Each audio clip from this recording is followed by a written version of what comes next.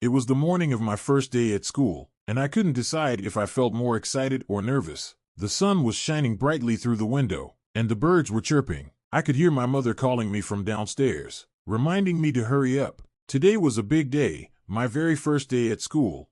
I jumped out of bed and quickly got dressed in my new uniform. It was a bright blue shirt and matching skirt, with shiny black shoes. I looked at myself in the mirror and thought, I'm ready for this, but at the same time, I couldn't shake the nervous feeling in my stomach. What would school be like? Would I make friends? As I walked downstairs, I could see my mother packing my lunch. She smiled at me and said, "Are you excited for your first day, Manjia?" I nodded, though I still felt unsure. I wasn't sure if I should be scared or happy. "Everything will be fine," she said as she handed me my backpack. We got into the car and drove to the school. The closer we got, the more my heart started to race. Arriving at school, when we finally arrived, I couldn't believe how big the school was. There were so many children playing on the playground, laughing and talking with each other. The building looked huge, with tall windows and wide doors. I felt small standing there. "It's okay, Manjia," my mother said as she took my hand. "Let's go inside together." We walked into the school, and I saw a long line of children waiting at the entrance. Everyone seemed to know where to go, and I felt a little lost. But then, a friendly teacher came over and smiled at me. "Hello, you must be Manjia. I'm Mrs. Carter, your teacher. Welcome to your first day at school." Her kind smile made me feel a little better. "Thank you, Mrs. Carter," I said shyly.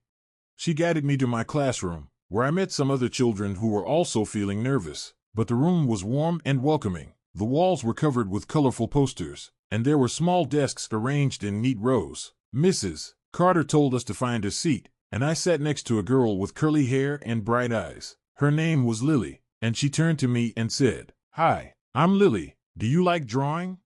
I smiled and nodded. "Yes, I love drawing. What about you?" "Me too," she said. "Maybe we can draw together later."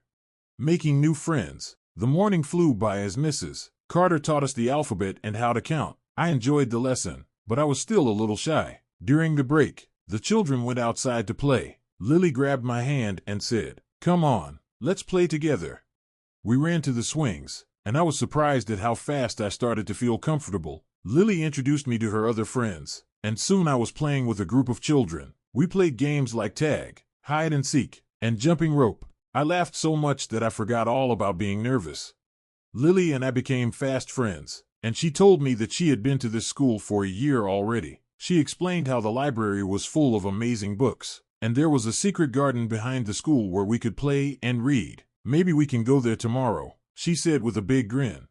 As we played, I began to realize that school wasn't so scary after all. In fact, it was kind of fun. I made a new friend, learned some new things, and felt happy to be there. Learning something exciting. After the break, we returned to the classroom for a new lesson. Mrs. Carter announced, "Today, we're going to learn about animals from around the world." I sat up straight, excited. I loved animals, and I couldn't wait to hear more. Mrs. Carter showed us pictures of lions, elephants, and kangaroos. She told us interesting facts like how a lion's roar can be heard 5 miles away, and how kangaroos use their powerful tails to balance when they hop. Then, she asked us to draw our favorite animal. I chose a tiger because I loved how strong and beautiful they were. I drew the tiger with bright orange fur and black stripes. As I colored in my tiger, I felt proud of my drawing. Mrs. Carter came over to my desk and said, "Wow, Manjia, your tiger looks amazing." I smiled, feeling happy.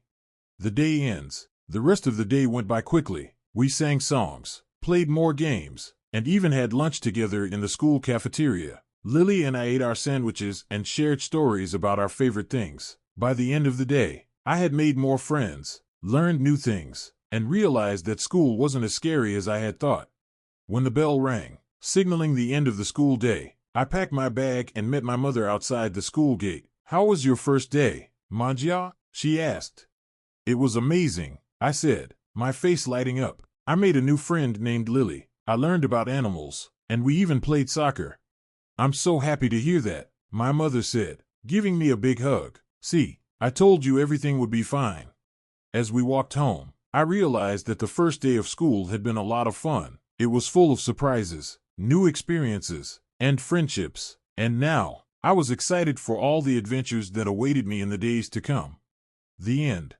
Let me know if you'd like more stories or if I can help with something else.